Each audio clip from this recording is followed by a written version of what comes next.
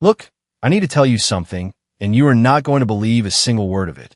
My name is Vorn, and I am what you would call a xenobiologist. Fancy title, right? Well, it basically means I study weird life forms across the galaxy.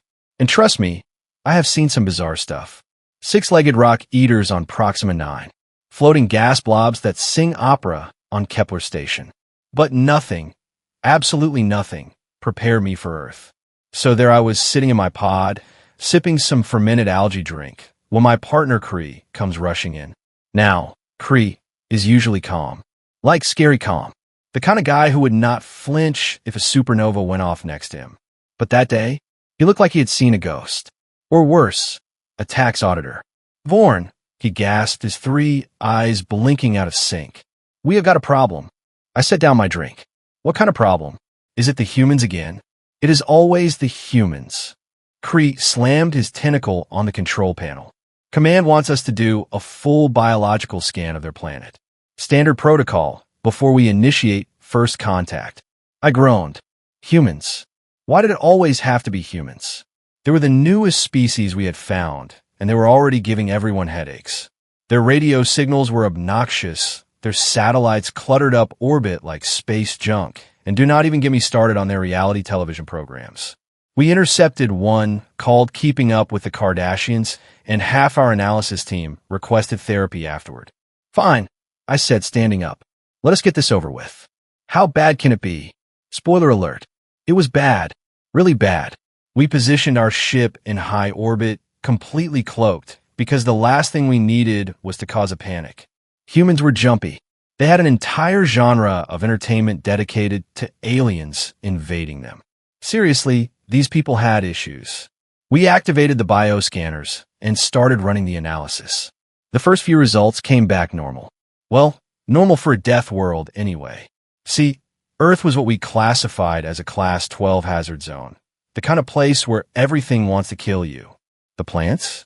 Poisonous. The animals? Predatory. The weather? Actively hostile. Even the tiny, invisible organisms were waging constant warfare. It was a nightmare planet, and somehow, humans not only survived there, they thrived.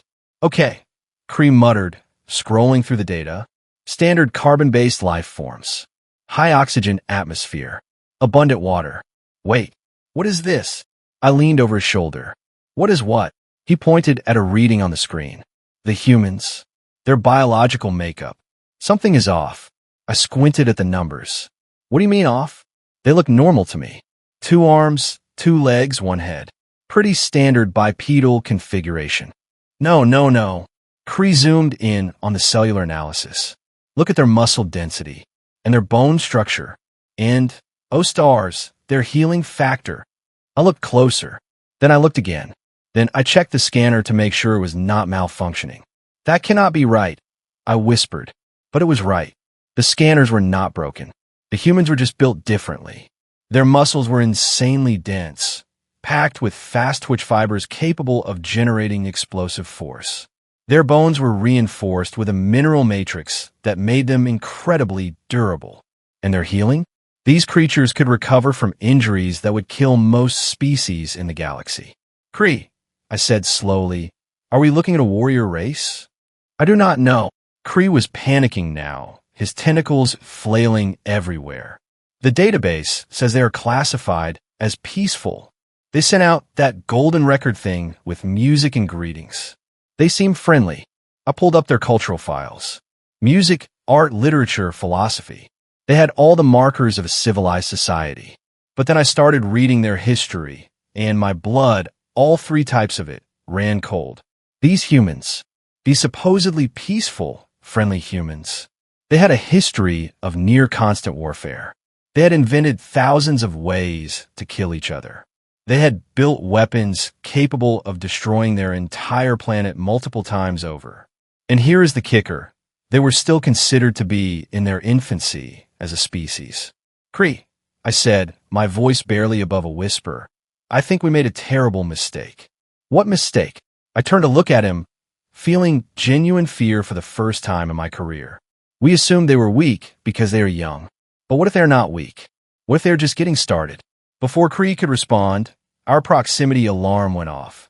The alarm blared through our ship like a dying space whale, and I nearly jumped out of my exoskeleton. Kree scrambled to the display panel, his tentacles moving faster than I had ever seen. "What is it?" I yelled over the noise. "Did they detect us?" "Worse," Kree shouted back, pulling up the visual feed. "There is a ship approaching our position. A human ship." I stared at the screen in disbelief. A small spacecraft, primitive by our standards, was climbing steadily through the atmosphere. Inside were two humans, completely unaware that they were about to bump into an alien observation vessel. "How is that possible?" I sputtered. "Our cloak is military grade. Nothing should be able to see us."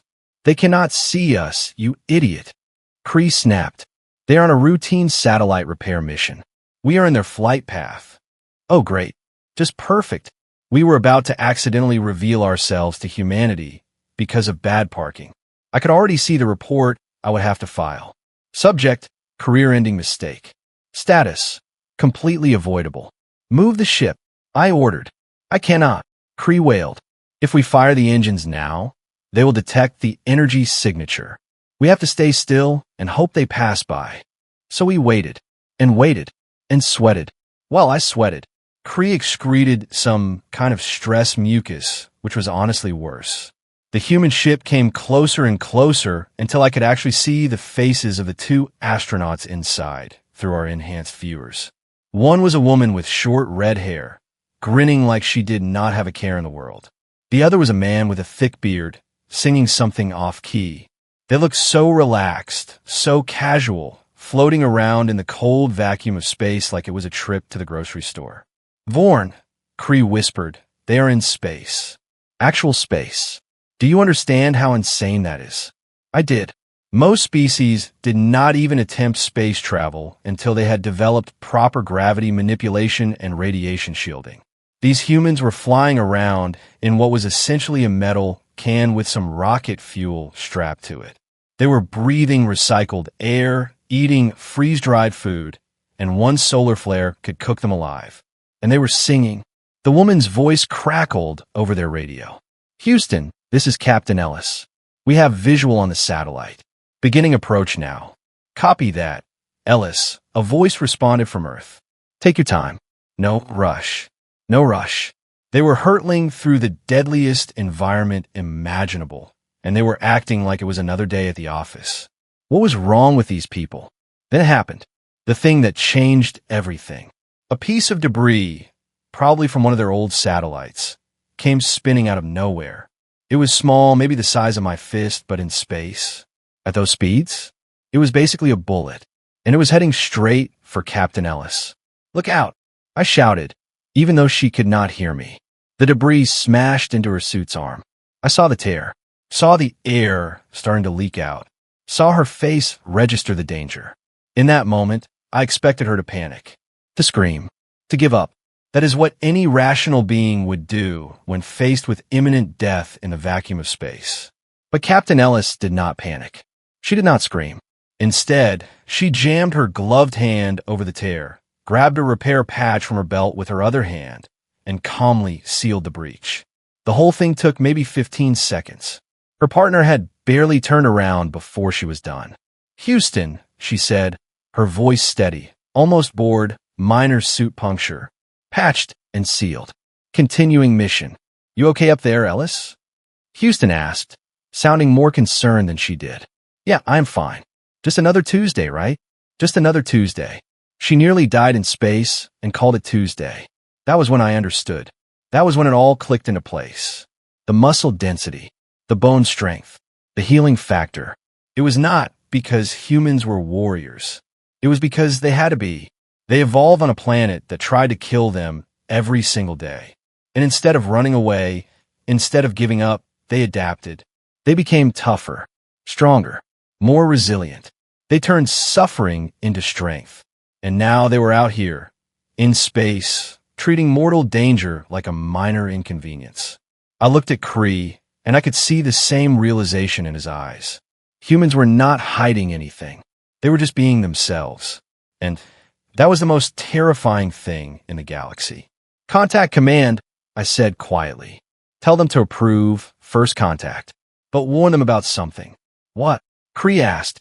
I watched Captain Ellis finish a repair and give her partner a thumbs up, both of them laughing about something I could not hear. Tell them the humans are friendly, but tell them never, ever to make them angry. Because if humans treated death like Tuesday, I do not want to see what they did on a bad day. If this story entertained or taught you something, please like and subscribe to our channel. It really helps us grow and bring you more stories like this. Thanks for watching, and see you in the next story.